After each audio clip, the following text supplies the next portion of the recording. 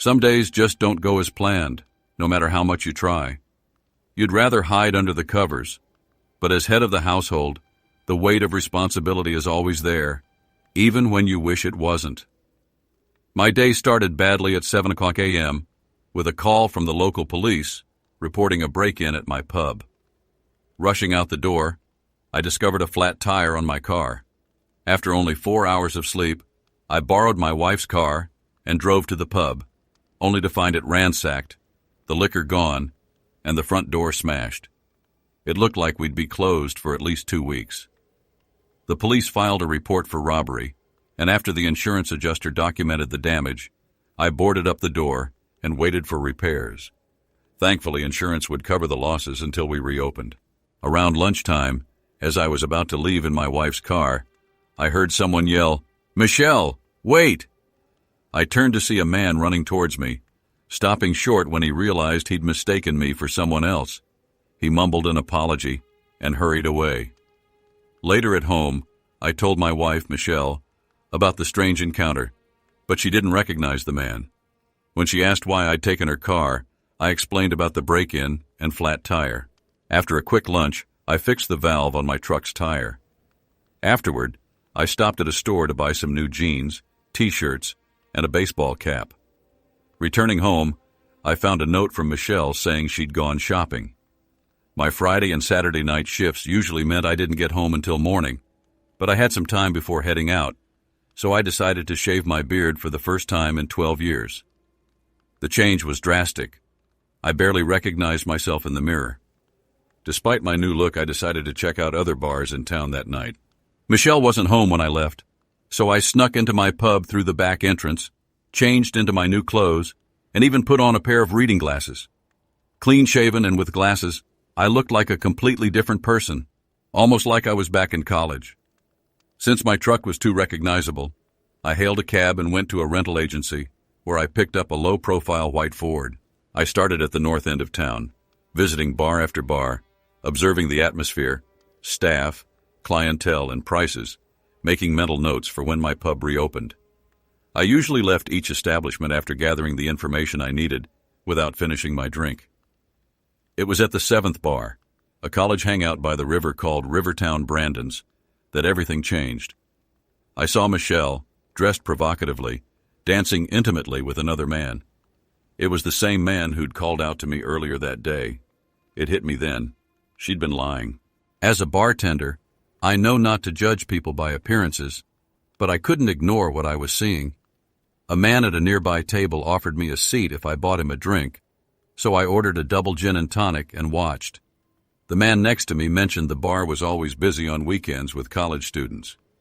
I casually inquired about Michelle, without revealing my connection, and a redhead at the table told me her name was Michelle Corbin, and that she was frequently there with her boss, a man named Rob Hendricks. They were more than just co-workers, she hinted, adding that Michelle's husband was often out of town for work, and that she and Rob always left together before the band's final set. I thanked them, bought another round, and slipped out. Outside, I went straight to Michelle's car and let the air out of her tires. That's when I got caught. A woman, Isabella, who'd been at the bar with the others, confronted me. She said she'd noticed me earlier and suspected something was amiss. "Your face gave it away," she said. "You were struggling to hide your feelings all night, and the way you were watching her. It all clicked when I saw you messing with her car." "How did you know who I was?" I asked. "I didn't, but your questions earlier got me thinking. And now I'm certain you're Michelle's husband, aren't you?" she replied. We talked for a bit longer. I admitted I was ostensibly checking out the competition, but was really tracking Michelle. She handed me the rental car keys, saying she didn't want to get involved if anyone else showed up. We agreed to talk later. I got into the car and followed Isabella to her place, a modest modular home just outside of town. Another car was already in the driveway. Isabella explained it belonged to her friend Emily, who'd given her a ride to avoid unwanted attention at the bar. The house was immaculate and sparsely furnished. She grabbed a couple of beers and we sat down to talk. "Thanks for stepping in back there," I said. I was starting to lose it. Isabella smiled. "They've got a regular room at the Starlight Inn over on 4th Street. If you follow them after closing, you'll see she shows up in her work clothes, but leaves looking like she's ready for a night out. By the time she gets home, she's back in jeans. How do you know all this? I asked. My brother manages the place, she said. He's on duty Wednesday through Sunday, so he's seen it all. They've been at it for over a year now, Isabella. Isabella replied. Michelle told him you work offshore, gone for months at a time, hinting that you have an open relationship. I was stunned, and she could see it on my face. You really had no idea, did you? She added. No, I didn't, I admitted. First, I need proof. Second, her parents helped me with the bar. I still owe them $20,000. Isabella considered this. I'll talk to my brother, see what he can do. Maybe they have security footage, or he can get a hold of her key card. That would be helpful, I said. I'll see him next Friday at our parents' anniversary dinner. We can talk then, she offered, and we exchanged numbers before I left.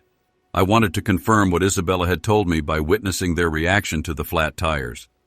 I returned to the bar just before closing time, relieved that the parking lot was well lit. Shortly after, Michelle and Rob emerged, hand in hand, sharing quick kisses. He unlocked her car, but then they noticed the flat tires, all four of them. While I couldn't hear their conversation, their body language made it clear this wasn't a casual fling. It was a full-blown relationship. Rob called a tow truck, and within 20 minutes, someone arrived to inflate the tires. They drove off, heading straight for the Starlight Inn, just as Isabella had mentioned. Later, Michelle came home with damp hair and a Macy's shopping bag. It was a bitter pill to swallow, realizing she'd been betraying me all this time. I returned the rental car, took a cab to pick up my truck, and got home around 5 o'clock a.m., collapsing on the couch. Michelle had no idea her affair was now out in the open. I met Michelle on a double date years ago. I was immediately drawn to her captivating eyes. Despite her disapproving father, we hit it off, and I started visiting her every weekend, even though my father-in-law initially didn't approve. I persisted, and eventually, he came around.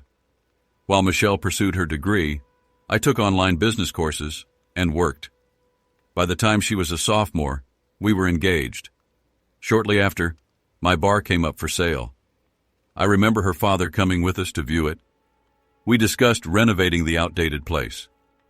He agreed to lend me the money from his retirement fund at a 6% interest rate and even helped with the renovations. Together, we turned the place around, cutting labor costs, and over the next decade, I reduced the loan from $200,000 to just under $20,000 while doubling the bar's value. Her parents had been pressuring us to start a family, but Michelle always hesitated. That's when I realized she didn't see me as father material. I secured a commercial loan and paid off the remainder of her father's loan, even returning the final payment. He was happy with the profit he'd made. With his help, I also cleared the bank loan, leaving only a small overdraft. We were in the midst of further repairs and upgrades to the bar, but Michelle was too preoccupied with her own world to notice. Friday night, I went back in disguise. I tampered with the exhaust on her car and drained the gas tank on Rob's company vehicle. Inside their favorite bar, they were oblivious to everything but each other, drawing attention with their open flirting. Isabella stayed close, offering support. I bribed the bartender to get security camera footage and ensure his silence. He asked about my plan, so I slipped him some cash and told him, just between us. After verifying my ID, he grinned, eager to help expose the cheating duo. He even hinted at spiking their drinks with something special at an after-hours party they were planning for the following Saturday, right in time for my bar's reopening on Thursday. That night, as a storm raged outside, I pretended to be asleep when Michelle came home at 3 a.m. I heard her on the phone for a long time. The next morning I woke up early and found her phone unlocked. She hadn't deleted her messages with Rob. One message stood out. "Sis, I need an alibi for last night. I'm going to say I was with you." I snapped a picture of the message with my phone. Later, Michelle claimed she'd been at her sister's house on Tuesday. Isabella texted me, suggesting we meet at a truck stop off the highway. When I arrived, she greeted me with a smile, snapping a quick photo for her contacts. Even with my new mustache and goatee, Michelle hadn't recognized me. "Hey," I greeted her, noticing she seemed in a good mood. "Mike," she corrected. "You'll be happy once you see the info I've got. My brother asks if you can cover the printing costs." We ordered breakfast: eggs, sausage, and bacon for me, a cheese omelet for Isabella. We both had orange juice and coffee. Isabella handed me a folder full of information. Michelle had her own keycard to Rob's hotel room and had been using it for over 6 months. Mondays, Wednesdays, Fridays, and Saturdays, always at 7 p.m. I showed Isabella the text message from Michelle. "What's your plan?" she asked. "Are you going to file for divorce?" "There's a party next Saturday for Michelle and Rob. I'm hoping to get plenty of video evidence," I said. "Once I have it all, I'll show her father exactly why she doesn't want kids with me. I'll also serve her with divorce. When you're ready, email it to me," Isabella replied, curiosity in her voice. "But why are you doing this? Rob's company car is trashed, and Michelle's car smells awful from the tampered exhaust," I said, trying to hide my satisfaction. "I figure the company might think an angry husband is to blame." "It's almost poetic," Isabella chuckled. "Should I mention you?" I laughed. "You're something else, Isabella," she said. "Yeah, go ahead, use my name." I knew I was playing my cards right. I'd even discreetly replaced Michelle's birth control pills with sugar pills, buying myself some time. But then my luck turned sour. One night, on my way to work, someone ran a red light, totaling my truck and causing a significant pileup. Rescuers had to use the jaws of life to extract me, and I was taken to the hospital for a thorough checkup. Michelle and her parents arrived after 6 hours of tests. They released me, instructing me to rest for 2 days and avoid driving for a week. Michelle stayed home to care for me. By Saturday, I was itching to get back to the bar. While getting ready, I overheard Michelle making plans for a night out. I asked her to drop me off at the bar, feigning a need to check on some changes. That night, the bar did double its usual business, thanks to the new cook I'd hired. We sold out and were starting to attract more lunch customers with our daily specials, which perfectly complemented the bar's theme. The restaurant closed at 8 p.m. After that, we only offered pickled eggs and sausages to the late-night crowd. An older man, retired but energetic, approached me with a business proposition. He wanted to partner by running his own kitchen out of the bar, asking for 10% of the profits.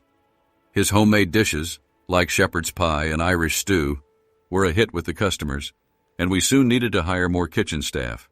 Around 8:30, Isabella and her friend Emily strolled in, both dressed to impress in Irish-themed outfits. They grabbed a table, enjoying the live folk music and classic Irish tunes. Isabella's green outfit was eye-catching, and I decided to treat them to some specialty drinks. "I'm on the house," I said with a grin. "Hey, Mike," Isabella said with a smile. "Thanks for remembering our favorites." "Oh, this is my friend Emily." I shook Emily's hand as she excused herself for a moment. She ordered a ginger ale while I stuck to my rule of not drinking in my own bar, a promise I'd kept for over a decade. When she returned, Isabella slid over to sit next to me, while Emily took the seat opposite us. Out of the blue, Isabella dropped a bombshell. "Emily, this is Mike, Michelle's ex-husband." Emily's eyes widened. "Really?" "Yeah, it's true," I confirmed. "When we first met, I was just wandering around town while my bar was being renovated. Isabella caught me doing something I shouldn't have, and after a quick chat, I gave her a ride home. We've been friends ever since." "He had no clue about what his wife was up to while he was working," Isabella added. "That's why we're here tonight. I didn't want him to be alone." "Why did you pick this place?" Emily asked. "It's kind of fancy." I chuckled. "I'll take that as a compliment, though it wasn't what I was going for when I designed it. I just wanted a nice place to bring my girlfriend." "Mike didn't just build this bar, he owns it," Isabella mentioned with a smile. Emily looked surprised. Soon, the place filled up, and our table was crowded. Isabella and Emily kept me dancing all night, much to the delight of my staff, who noticed how unusually crowded the dance floor had become. The music volume was perfect, loud enough to enjoy, but not so loud as to drown out conversation. When closing time came, I asked Isabella for a ride home. On the way, she mentioned that most of the crew preferred our bar over others in town because it wasn't focused on the university crowd. That made me happy, knowing word of mouth was helping expand our customer base. Sunday morning, I woke up to find Michelle gone, but I wasn't surprised. I spent a couple of hours pretending to be concerned, calling her family and confiding in Isabella. While talking to her, I received another call, this time from my father-in-law. "Hey, Dad," I answered. "Still no word from her," he replied. "That's why I'm calling. Mary and I decided to have brunch at the Starlight Inn on 4th, but we wish we hadn't. Michelle's car is parked here." "Sorry, Dad," I said, trying to sound concerned. "I'm stuck without my truck, so I can't make it. You two go ahead and enjoy lunch. I'll catch up later." My father-in-law was a strict man, seeing the world in black and white. He had a strong sense of right and wrong, and though he wasn't happy about some of the things going on in society, he was a firm believer in responsibility and order. We often debated law and order, but his strict beliefs never wavered. If he catches her with another man, I thought, he might react badly. I filled him in on Michelle's secret outings and sent him some of the evidence I had. Afterward, I updated Isabella, who laughed and asked, "What are you up to?" "Not much," I replied, smiling. "Just smiling at how things are playing out." "Want me to pick you up so we can hang out?" she offered. "I'd love to, but it's probably best if I stay put for now, given how worried everyone is." It was around 6 p.m. when I sat down in the kitchen with a slice of pizza. A car pulled into the driveway, and peeking out, I saw Michelle's father getting out. He looked utterly defeated.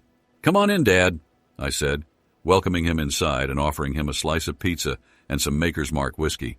"It's serious, Mike," he began after we'd talked. "I spoke with Laura, and it turns out my suspicions were right. I had the hotel manager check with the night manager, and it's confirmed. Michelle's been having an affair for over 6 months. Laura knew and kept quiet, thinking Michelle just wanted to live a carefree life before settling down. I feigned shock, though part of me was genuinely surprised by Laura's honesty. As I was leaving the hotel, Michelle showed up with her lover, he continued. She had this smug look on her face, like she'd just won a prize. I was so furious I almost passed out. It took both managers to pull me away. "I figured you'd come here since it's the last place anyone would think to look," he added. "Dad, I'll call Mom and let her know you're safe," I reassured him. "Then I'll talk to the Starlight Inn manager and see if we can press charges." My mother-in-law was heartbroken, but relieved her husband had come to see me. Michelle called to apologize, but her mother wasn't having any of it. "Your apology means nothing," she said. "You've caused enough trouble already." Later, I called Jason Roberts to settle a small debt. He joked about his sister, reminding me, "She never forgets." "You should pay me in front of her, just to get it out of the way," he suggested. "Why?" I asked. "It'll save us both a lot of trouble," he replied, laughing. Jason then told me that no charges had been filed and that Rob had agreed not to press any, thanks to Michelle's intervention. I thanked him and shared the news with Michelle's father. He seemed relieved. "What's your plan to fix this?" he asked, visibly concerned. I pulled out my phone and showed him a message I'd drafted for Michelle. "Dad just told me everything. Congratulations. You've managed to tear our family apart in a single day. Don't come home. The Michelle I knew is gone. If you choose him over us, our marriage ends now. Otherwise, it's a slow road." I sent the message, knowing full well that once trust is broken, it can never be fully restored. "Let's end this marriage swiftly and with dignity," he declared after reading it. That evening, after pizza and drinks, we headed out to get new deadbolt locks for the house. Once they were installed, Laura and her parents, Brandon and Mary, showed up with their cats and stayed for a while, leaving around 10 o'clock p.m. I texted Isabella to see if she was still awake. She called back almost immediately. "Are you okay?" she asked. "Jason filled me in," I said. "Rob's got 2 black eyes and a broken nose. Your father-in-law decked him before Jason stepped in." I chuckled. "He used to box when he was younger." "I would have loved to see that," she said. "He came to your place after the incident, didn't he?" "Yeah, he was a mess," I said. "But I learned from your brother that no charges were filed, so I updated the family.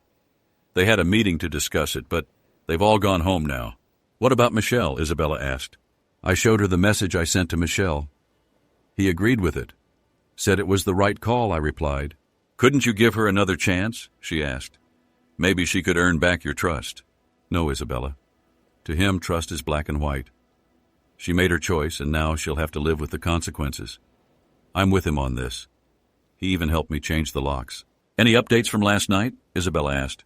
"I haven't had a chance to check yet," I replied with a laugh. "I've been swamped. but I suppose it doesn't matter now. I'll give it until Monday night, she hinted. From what I've heard, it might surprise you. The bartender at Rivertown Brandon's has a history with some interesting videos. If that's true, I said, it wouldn't shock me if he got footage of everything. You bet, Mike, she replied, laughing. Anyway, when's our official first date? How about the day Michelle gets served the divorce papers? I suggested with a grin. I'll even arrange for her to get served at the office. Don't forget the red roses you're sending beforehand, Isabella remarked, a hint of playfulness in her voice. I want to make it crystal clear that she violated your trust.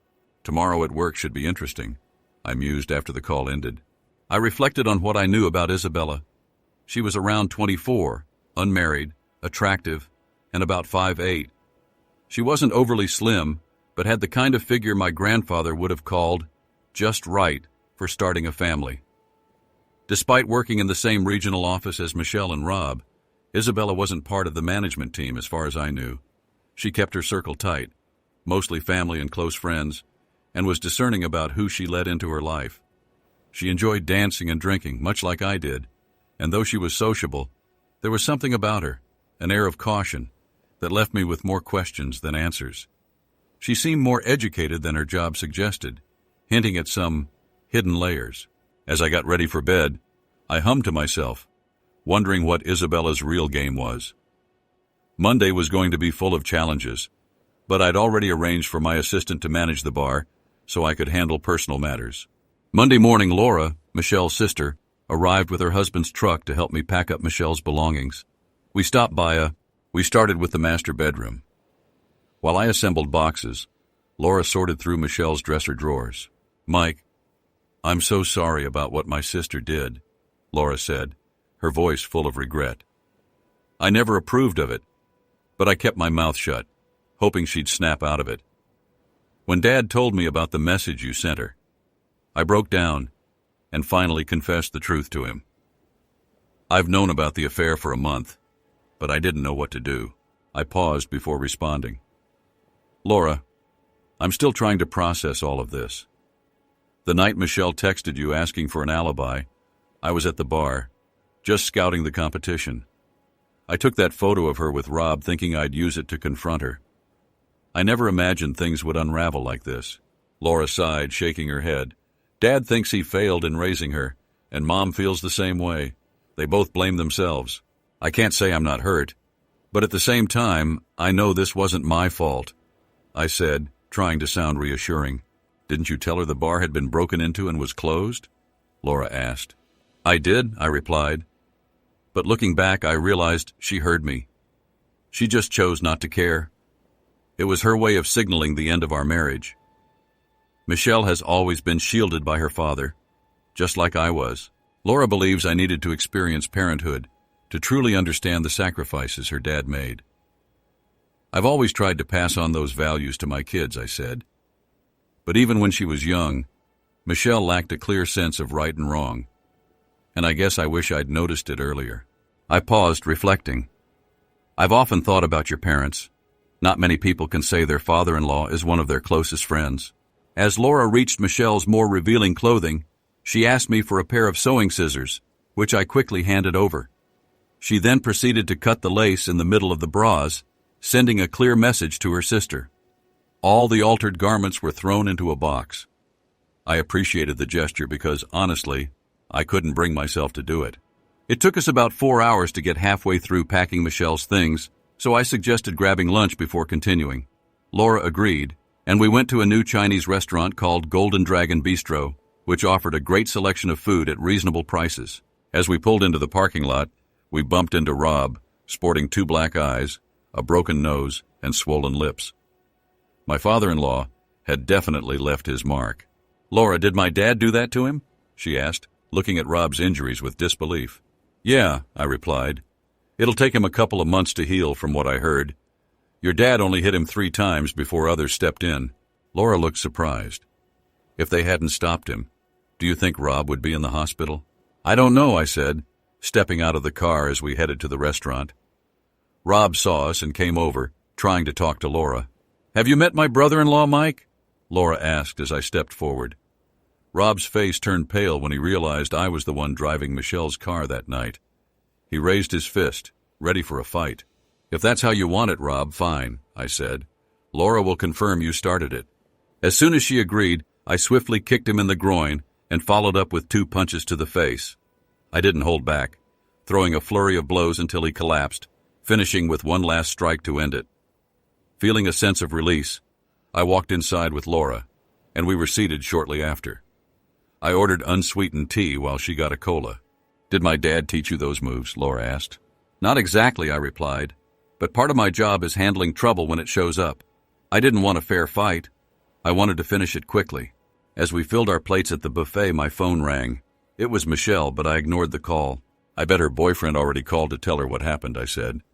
Too bad he won't be giving her much of anything for a while. Laura burst out laughing, drawing the attention of nearby diners. That was hilarious, she giggled. I almost peed myself. Glad you didn't, I teased. How would you explain that to Brandon? I would have yelled flash flood, she joked, still laughing. After lunch, we finished packing Michelle's things by 5 p.m., then drove over to Brandon's storage unit to unload everything. I paid the deposit and rent, leaving the keys with the owner. I sent Michelle a quick text update, then got a call from my insurance company with a low offer for my totaled truck. I asked for a replacement with similar mileage, knowing it would cost them more in the long run. When I got back home, Isabella and Emily were waiting outside. I introduced them to Laura, explaining they were Michelle's co-workers, and invited everyone inside. Laura called Brandon to update him on the situation, and we all relaxed with a few beers. We came to check on you, Isabella said, and see if you wanted to join us for dinner, Emily added. It's been a rough day for a lot of people, Emily continued. Rob got seriously hurt this morning. He went to the hospital this afternoon, and Michelle was apparently out apartment hunting during lunch. I can't say I feel sorry for any of them, Laura replied. We spent the day moving Michelle's things into storage. Mike even let me pack her underwear, making it easy access for her future boyfriends.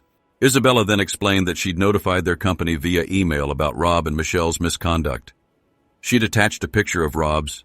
I'd love to, but it's probably best if I stay put for now, given everyone's worry. Around 6 p.m., I was in the kitchen with a pizza when a car pulled into the driveway.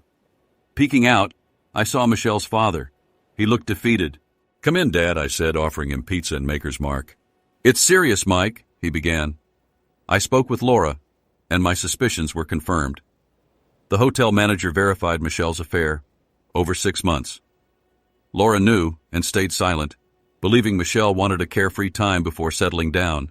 I feigned shock, though Laura's honesty surprised me. Leaving the hotel, Michelle arrived with her lover. She had this smug look, he continued. I was furious. It took both managers to restrain me. I figured you'd come here. The last place anyone would look, he added. Dad, I'll call Mom, then talk to the Starlight Inn manager about pressing charges, I reassured him. My mother-in-law was heartbroken but relieved. Michelle called to apologize, but her mother dismissed it. Your apology means nothing. You've caused enough trouble. I called Jason Roberts to settle a debt. He joked about his sister, suggesting I pay him in front of her to get it out of the way. Why? I asked. Saves trouble, he laughed, then revealed no charges had been filed. Rob wouldn't press any, thanks to Michelle's intervention. I thanked him and updated Michelle's father, who was relieved. What's your plan? He asked, concerned. I showed him Michelle's message. Dad just told me everything. Congratulations. You've torn our family apart. Don't come home. The Michelle I knew is gone. Choose him, and our marriage ends. Otherwise, it's a slow road. I'd sent it knowing trust, once broken, couldn't be fully repaired. Let's end this swiftly and with dignity, he declared. That evening, after pizza and drinks, we installed new deadbolt locks. Laura, Brandon, and Mary arrived with their cats and stayed until 10 p.m. I texted Isabella. Are you okay? She asked. Jason filled me in, I said. Rob has 2 black eyes and a broken nose. Your father-in-law decked him before Jason intervened. I would have loved to see that, she said. He came to your place after, right? Yeah, a mess, I said. But no charges were filed, so I updated the family. They met, but they've all gone home now. Michelle? Isabella asked. I showed her the message. He agreed, said it was right, I said. Another chance, she asked. She could earn back your trust. No, trust is black and white. She chose, and she'll face the consequences. He agreed. He even helped change the locks. Updates from last night? Isabella asked. Swamped, haven't checked, I laughed. But it doesn't matter now. Monday night, she hinted. Rivertown Brandon's bartender has some interesting videos. If true, I said, he probably filmed everything. You bet, she laughed. Our first date? The day Michelle gets served? I'll even arrange for service at the office, I grinned. Red roses beforehand, Isabella said playfully. Crystal clear trust violation. Tomorrow at work should be interesting, I mused. I considered Isabella, 24, single, attractive, 5'8", not overly slim, but just right. She wasn't management, kept a close circle, and was discerning. She enjoyed socializing, but there was a cautiousness about her. She seemed more educated than her job suggested. I wondered about her motives as I went to bed. Monday would be challenging, but my assistant would manage the bar while I handled personal matters. Monday morning, Laura arrived with her husband's truck to help pack Michelle's belongings. We grabbed packing supplies and headed home. As I assembled boxes, Laura sorted through Michelle's things. Mike, I'm so sorry, Laura said. I didn't approve, but I kept quiet. When Dad told me about your message, I confessed. I've known for a month but didn't know what to do. I'm still processing this, I said. The night Michelle texted, I was at the bar, scouting. I took the photo with Rob to confront her. I never imagined this. Laura sighed. Dad and Mom blamed themselves. I'm hurt, but it wasn't my fault, I said. Didn't you tell her about the break-in? Laura asked. Yes, but she chose not to care, I said. It was her signaling the end. Michelle's always been shielded by her father, Laura said. Like you were. He believes you needed parenthood to understand his sacrifices. I tried to instill those values, I said. But even young, Michelle lacked a sense of right and wrong. I wish I'd noticed sooner. Your parents? Not many have a father-in-law as a close friend, Laura said, reaching Michelle's more revealing clothing. She asked for sewing scissors, cut the lace on the bras, and threw them in a box. I appreciated the gesture. I couldn't have done it. 4 hours later, we'd only done half. I suggested lunch. We went to the Golden Dragon Bistro. In the parking lot, we ran into Rob. 2 black eyes, broken nose, swollen lips. Laura, did Dad do that? She asked, incredulous. Yeah, I said. Months to heal. 3 hits before others intervened. Hospital if they hadn't stopped him, she asked. I don't know, I said. Rob saw us and approached. Have you met my brother-in-law, Mike? Laura asked. Rob paled, recognizing me. He raised his fist. If that's how you want it, Rob, fine, I said. Laura will confirm you started it. She agreed. I kicked him in the groin, then landed 2 punches to the face, a flurry of blows until he collapsed. Feeling released, I went inside with Laura. I ordered tea. She got a cola. Did Dad teach you those moves? Laura asked. Not exactly, I said. Part of my job is handling trouble. I didn't want a fair fight. I wanted to finish it quickly. My phone rang. Michelle. I ignored it. I bet her boyfriend already called, I said. Too bad he won't be giving her much for a while. Laura laughed, attracting attention. That was hilarious. After lunch, we finished packing by 5 p.m. and took Michelle's belongings to Brandon's storage unit. I paid, leaving the keys. I texted Michelle, then got a call from my insurance company with a low offer for my truck. I asked for a replacement with similar mileage. Back home, Isabella and Emily were waiting. I introduced them to Laura, explaining they were Michelle's co-workers, and invited them in. Laura called Brandon. We relaxed with beers. We came to check on you, Isabella said. And to see if you wanted dinner, Emily added. Rough day, Emily said. Rob was seriously hurt this morning. Hospital this afternoon. Michelle was apparently apartment hunting during lunch. I don't feel sorry for any of them, Laura said. We moved Michelle's things. Mike even let me pack her underwear. Isabella said she'd emailed their company about Rob and Michelle's misconduct, attaching a photo of Rob's. After leaving my lawyer's office, I met with a real estate broker. I wanted to explore office building options in the area. He mentioned a promising building, needing a strong anchor tenant, just 5 blocks from downtown, currently owned by the bank I was dealing with. The bank was eager to offload it. With some interior painting and landscaping, the 3-story building could attract attention. After inspecting it, I agreed to proceed. We drafted a proposal with a low price, contingent on financing and inspection approval. He handed me the keys, asking me to show the space to a potential client at 2 p.m. the next day. I texted Isabella, asking if she and Emily could stop by the bar. I've got something to show you both, I wrote. She quickly replied, sure. Then I called my father-in-law to see if he had a couple of hours free. He asked why, so I explained I might have to sell the bar to settle the divorce and was preparing for a fresh start. I told him about the office building and wanted his opinion. He agreed to meet me. As we walked through the building, examining the electrical work, he pointed out potential bargaining chips the inspector might miss. He asked the asking price, and I told him my offer. "Smart move," he said. "You can always go up, but you can't go down. Personally, I think you should go for it. You'll need a couple of strong tenants. Got anyone in mind?" "Just two ladies starting their own accounting firm, currently working with me and Michelle," I said. "If I have to sell the bar, they might be my new tenants." He grinned. "If you secure it, I'll help with the renovations. It's more spacious than your current spot and has plenty of parking. Laura speaks highly of them. She thinks they're trustworthy." "Thanks, Dad," I said. "Do you think Michelle will try to claim the business in the divorce?"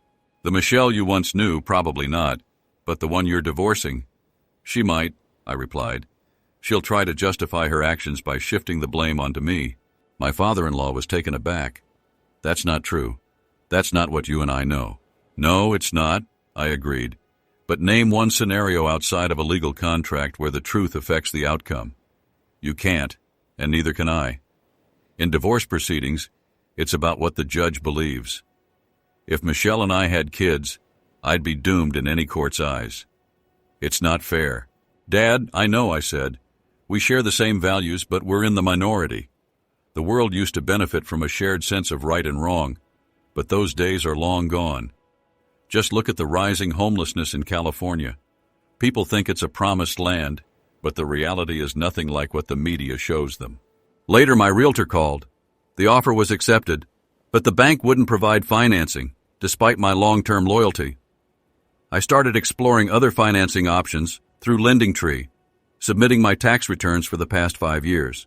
Isabella, Emily, and I walked through the vacant ground floor of the building. It had once been a call center.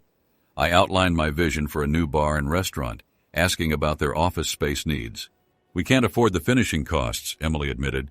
"That's why we're looking for move-in ready options." Determined, I told them I'd cover the expenses myself. "As the bar gains traction, we'll figure it out," I said. "I'll know about financing by Friday. I'm hoping to get the building below its appraised value. Michelle's dad has offered to help with construction, which will significantly reduce costs." "Why go through all this?" Isabella asked. "The court might force me to sell the bar as part of the divorce settlement, so I'm planning ahead," I explained. "Draft your office needs for the next 2 years, and I'll work from there." Emily raised another possibility. "What if you don't have to sell the bar?" "My assistant's promotion and my surgery make contingency planning necessary," I replied, wincing at the thought of Wednesday's upcoming pain. On Wednesday, Michelle, her parents, and the FDA made rounds to all regional offices and headquarters. She also received a copy of my divorce petition, citing infidelity. By Friday, Michelle and Rob had left for headquarters to finalize the deal. I managed to secure an additional $250,000 for remodeling the new space. We began interior renovations on the ground floor, stripping it down to the concrete walls. Our draftsman drew up plans that included an elevator shaft for all 3 floors and additional plumbing for Isabella and Emily's office space. Contractors installed 2 entrances, one from the street and another from the alley. We had to excavate the concrete for the elevator shaft and build an interior wall simultaneously. Isabella and Emily continued to fly to Washington every Sunday, returning on Fridays to assist as much as possible. Negotiations between Michelle's lawyer and mine were at an impasse. Fed up, I arranged a meeting between all parties, prepared for confrontation. After completing the elevator shaft, we sandblasted the building to restore its original color and refresh the red brick. The crew upgraded the flat roof and then moved on to interior work. Isabella's office featured restrooms, a lunchroom, a reception area, and 6 offices. My bar's construction progressed rapidly. In a mere fortnight, contractors completed the section, including public restrooms, storage, a bandstand, and a dance floor. Meanwhile, I acquired 2 more office buildings nearby and sold 2 others, transforming them into a new Bank of America branch. The local paper lauded the neighborhood's revitalization. My meeting with Michelle and her lawyer was set for Friday. Kitchen equipment had arrived and was installed on the white tile floor. An oak bar was under construction, and dark pine laminate flooring was being laid. Electrical work on both sides of the space was finished, and tables, chairs, and barware were scheduled for delivery on Monday. All this transpired in under 2 months. My real estate agent secured a long-term tenant, a legal firm, to occupy the second and third floors, covering the mortgage, taxes, and related expenses. During my consultation with my attorney, Michelle claimed she wanted me to embrace fatherhood. I treated her assertions with skepticism, especially her claim that she'd been using birth control. I suggested a DNA test to confirm her statement. Then, I instructed my attorney to reveal the contents of the flash drive I'd provided. Michelle's demeanor changed drastically upon learning that the video had garnered over 2 million views, each generating $5.99 in revenue. Since we were still legally married, I asserted my right to 5% of the profits from her one-night stand, considering it marital property. I gave her the weekend to propose a fair settlement. Otherwise, the video would go public on Tuesday. The room fell silent. "I know who the father of your child is, Michelle," I stated resolutely. "His name is Rob." With that, I left. 10 minutes later, my divorce lawyer, Mike, called. Michelle's offer was $350,000 in exchange for my retaining the bar and remaining silent about certain matters. She also wanted me to relinquish my rights to the video. Reject the settlement, I instructed, but hold on to the funds until I'm satisfied. "When will the divorce be finalized?" I asked, eager to move on. "I'll schedule a court date, but it won't be official until 30 days after the judge's approval," the attorney explained. Dressed impeccably, I waited at the airport for Isabella and Emily's arrival, roses in hand, red for Isabella, yellow for Emily. Their faces lit up upon seeing me. I greeted them, presenting checks representing our financial agreements. With their luggage in tow, we proceeded to my new sedan, purchased with the settlement funds. "Before we head home, I want to show you your finished offices," I announced. The rest of the building was leased to a group of lawyers. Isabella inquired about the losses, and I chuckled, confirming they were indeed substantial. In a subsequent meeting with our lawyers, I presented evidence of Michelle's video earnings, arguing that, as it was filmed during our marriage, I was entitled to 50% of the income. Isabella wept with relief as I explained our new circumstances. I would retain the business, the house, and receive an additional $350,000. Michelle had a week to remove any furniture she desired from the house. "What are your plans for the house?" Isabella asked. "I'll sell it," I replied. "I don't want old memories to hinder our progress." Tears of joy streamed down Isabella's face. Emily, usually reserved, became emotional upon seeing their newly finished offices, a warm, professional space decorated with oak and pastel colors. "All that's left is naming the business, registering it, and acquiring office furniture and equipment," I said, smiling. "You ladies have a superb eye for color," Isabella complimented, embracing me. "I love you." I nodded and kissed her, signaling the end of my reticence.